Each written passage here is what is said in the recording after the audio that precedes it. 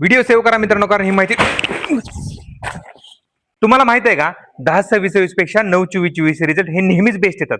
पण असं का होतंय ह्याबद्दल तुम्ही कधी विचार केलाय का? तुम्ही असं म्हणाल की याचा बेस्ट रिझल्ट येतो कारण इसके दाने दाने में है केसर का सॉरी दाने दाने में है मॅग्नेशियम, सल्फर, झिंक आणि बोरॉन. हा हे तर आहेच, पण रिझल्टचा सगळा खेळ खताच्या सामूशी संबंधित आहे, म्हणजेच पीएच.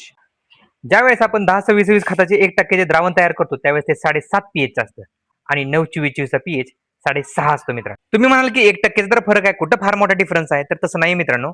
6.5 पीएच पासून 7.5 पीएच पर्यंत जाताना आपलं 1% वाढत नाही मित्रांनो, 10 पट वाढतं. म्हणजे ऍक्च्युली 900% वाढ असते. जमिनीचा पीएच जास्त असेल तर त्या जमिनीमध्ये कमी पीएच असणारी खतं चांगली काम करतात. विद्राव्य खताचं उदाहरण तुम्हाला सगळ्यांना चांगलं माहिती आहे. दाणेदार खतापेक्षा त्याचे रिझल्ट चांगले येतात का, तर त्याचा पीएच कमी आहे मित्रांनो.